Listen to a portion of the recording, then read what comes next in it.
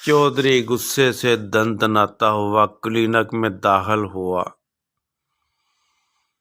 Doctor के पास 3 खवातीन बैठी थीं। खवातीन फौरन डर कर भाग गईं। चौधरी घुराकर बोला, डॉक्टर, तुमने किसकी इजाजत से मेरे गांव में क्लिनिक खोला है? डॉक्टर जैसे इस उस्ताद के लिए तैयार बैठा था। डॉक्टर ने तहम्मुल से कहा, चौधरी, तुम्हारे गांव में पानी नाकस है, सेहत का कोई इंतजाम नहीं। मैं इंसानी हमदर्दी के वास्ते इस गांव में आया हूं।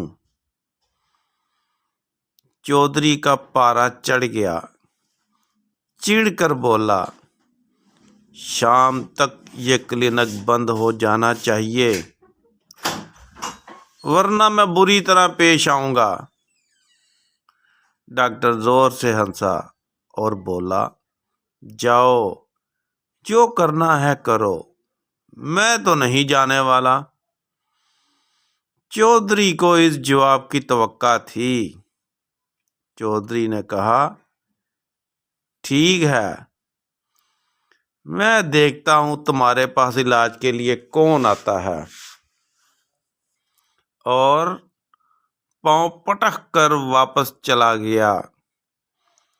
चौधरी की बात ठीक निकली। आज पूरे 3 हफ्ते हो गए थे, एक भी पेशेंट क्लिनिक में नहीं आया था। हर कोई डॉक्टर को ये कहकर गुजरता था, हम अपनी बहू बेटी तुम बेड़िए के आगे नहीं डाल सकते। इतने जाहलाना इल्जामात सुनकर डॉक्टर एक दिन अपना सामान समेटकर गांव से चला गया। चौधरी जीत चुका था, लेकिन आखिर गांव वालों को इलाज मालजे की तो जरूरत थी। इसके लिए चौधरी किसी हकीम या पीर को इस दुकान में बैठाना चाहता था। फिर चौधरी की मंशा पूरी हुई और क्लिनिक में एक मलंगनमा पीर आकर लोगों को दम दरूद से इलाज करने लगा। चौधरी भी कभी कभार दम करवाने आ जाता था। एक दिन शहर में चौधरी ने डॉक्टर को घूमते देखा। सीधा गाड़ी डॉक्टर के पास ले गया और तंजिया लहजे में बोला, आओ कभी हमारे गांव, देखो एक मलंग कितना अच्छा इलाज कर रहा है। डॉक्टर ने चौधरी की जहालत पर अफसोस किया और बगैर कोई जवाब दिए चला गया। दिन गुजरते गए। पीर मलंग के दम दरूद और फूंकों वाले पानी से गांव वाले मुतमईन थे। एक दिन रात 2 बजे चौधरी की तबीयत बिगड़ गई। इसे ऐसे लगा जैसे इसका पेट किसी ने शिकंजे में कस लिया है। चौधरी की सांसें रुक गईं। मुलाजम और घर वाले घबरा गए। चौधरी ने उखड़ी सांसों से कहा, हॉस्पिटल जाने का वक्त नहीं, फौरी मलंग बाबा को बुला कर लाओ। अंधेरी रात में मुलाजम मलंग बाबा के क्लिनिक पहुंच गए। मलंग बाबा अंदर ही सोते थे।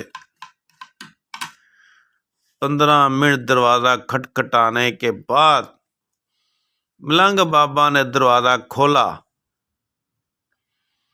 मुलाजम चिल्लाकर बोले, पीर बाबा, चौधरी मर रहा है, इसे आकर बचाओ। मलंग बाबा चीख कर बोला, मैं इस मामले में कुछ नहीं कर सकता, इसे फौरन हॉस्पिटल ले जाओ। लेकिन मुलाजिम पीर बाबा के पांव पड़ गए। तंग आकर पीर बाबा ने बड़ा सा तोड़ा सामान से भरा और चौधरी के पास पहुंच गए। चौधरी की सांसें चढ़ी हुई थी। चौधरी की बहू बेटियां उसके हाथ पांव मसल रही थीं कि शायद मसाज से आराम आ जाए। मलंग बाबा फौरी आगे बढ़ा, बहू बेटियों के सरों पर हाथ रखा और दम करना शुरू किया। चौधरी को जरा भी आराम नहीं आया। चौधरी गटी गटी आवाज में बोला, मलंग बाबा, ये तुम्हारे बस का काम नहीं। मलंग बाबा घबरा कर बोला, चौधरी जी, ये काम तो डॉक्टर का है, मैं तो सिर्फ हल्के फुल्के इलाज कर सकता हूँ। चौधरी ने अफसोस से हाथ मल कर कहा, काश मैंने डॉक्टर को ना बुलाया होता तो आज मैं यूं बेबसी की मौत ना मरता।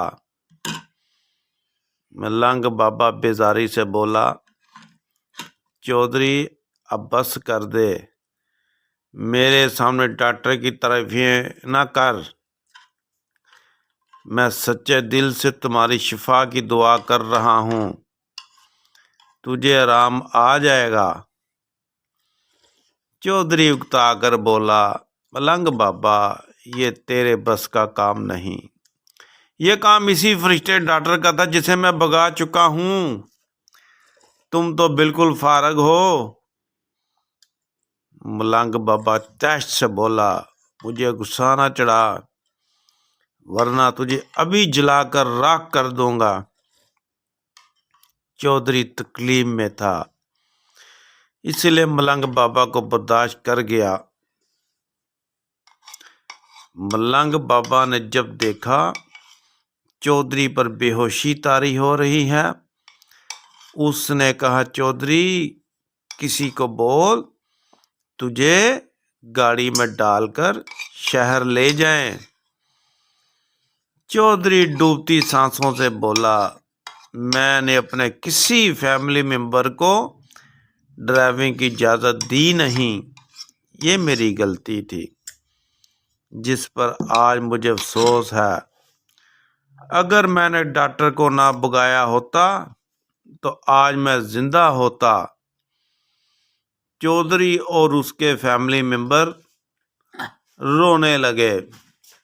मलंग बाबा गिरज कर बोले, इस मलऊन डॉक्टर का मेरे सामने जिक्र ना कर।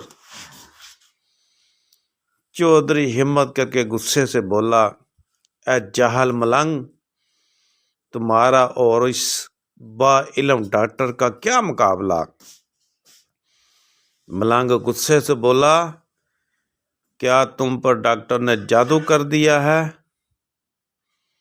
चौधरी बोला, ए बेवकूफ मलंग, डॉक्टर डॉक्टर ही होता है, ये मुझे आज मरते हुए एहसास हो रहा है। काश मैंने उसको ना भगाया होता। मलंग बोला, बेवकूफ चौधरी, जा फिर अपने डॉक्टर को बुला, मैं जाने लगा हूँ। अचानक चौधरी बेहोशी के आलम में डॉक्टर को आवाजें मारने लगा।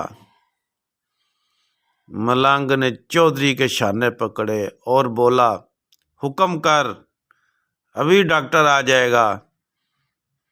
चौधरी ने कहा, काश वो आ जाता। फिर चौधरी ने हैरानगी का मंजर देखा। मलंग दरअसल डॉक्टर ही था जो भेष बदल कर पीर बाबा बनकर गांव वालों का इलाज कर रहा था। डॉक्टर ने विग और चेहरे से दाढ़ी वाली जल्ली उतारी और चौधरी के सामने खड़ा हो गया। चौधरी के फैमिली मेंबर डॉक्टर के पांव पर गिर पड़े।